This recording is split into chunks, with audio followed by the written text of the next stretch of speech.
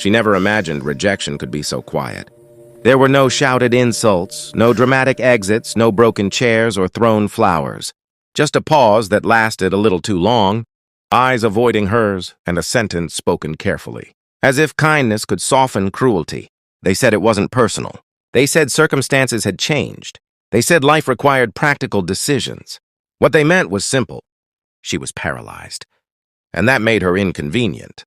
She sat there, hands folded in her lap, her white dress untouched, her spine straight, despite everything beneath it that no longer responded. She didn't cry.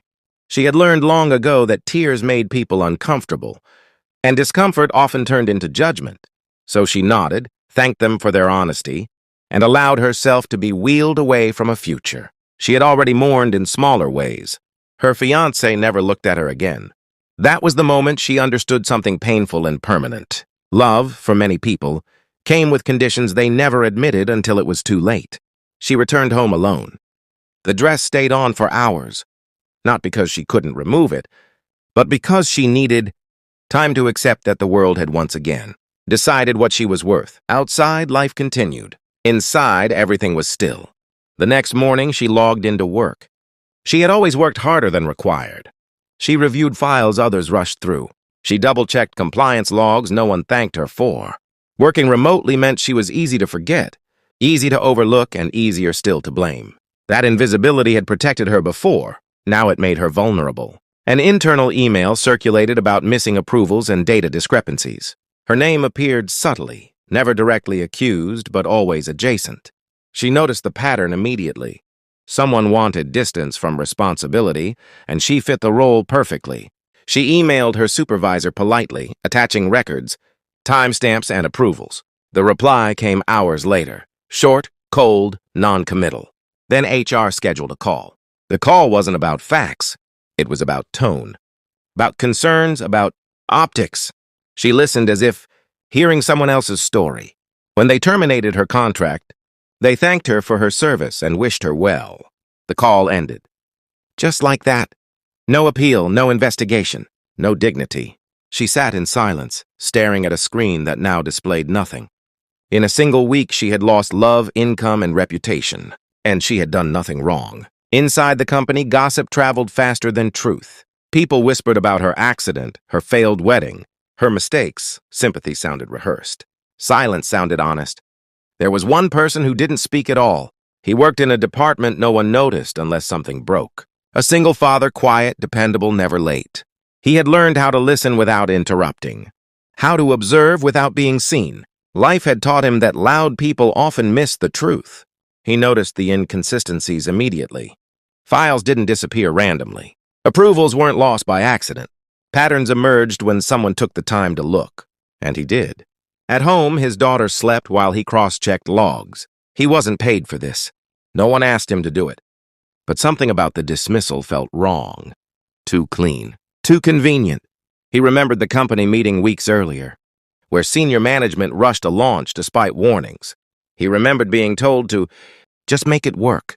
He remembered signatures that hadn't existed then, but existed now. He said nothing. The woman heard about her replacement through a forwarded email sent by mistake. Someone younger, cheaper, able-bodied. The message praised efficiency and fresh energy. She closed her laptop and looked around her apartment. Independence had always been her pride. Now even that felt fragile. She thought about the word burden. It had followed her since the accident. People never said it directly, but they behaved as if it were true. The wedding rejection had confirmed what the world already practiced. At the company, senior leaders finalized their version of events. Legal approved it. HR archived the case. Her name became a closed file. The single father sat in the corner of a meeting room, unnoticed, as executives congratulated themselves for handling a sensitive issue. He listened. He memorized. He watched arrogance dress itself as policy. He thought of his daughter, of the kind of world she would inherit if good people stayed quiet. Still, he said nothing. The woman received a final email warning her not to discuss internal matters. Even her silence now belonged to them. She deleted it without replying. That night, she wondered if kindness was just a word people used when it cost nothing. And somewhere in the same city, a man who had lost everything once already began preparing to lose something again. This time by choice. The world had taken enough from her. Someone had decided it wouldn't take her truth, too. He didn't sleep the night he made the decision. Not because he was afraid of losing his job. That fear had lived with him for years, but because he knew exactly what would happen once he spoke. Silence had protected him.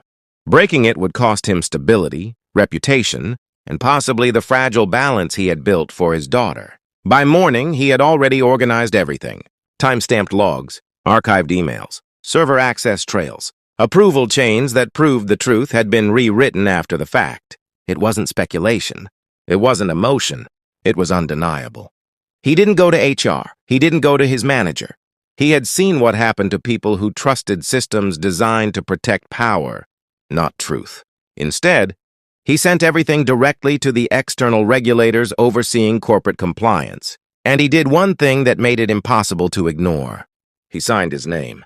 Within hours, the company reacted, not with accountability, but with panic. His access was revoked, his badge deactivated. A meeting was scheduled under the label of Urgent Misconduct Review. He arrived on time, dressed the same as always. Calm, respectful, silent. They accused him of breaching protocol, of disloyalty, of misunderstanding procedures beyond his pay grade. He didn't argue. He didn't raise his voice. He simply stated that the evidence spoke for itself. They suspended him indefinitely. By afternoon, investigators arrived.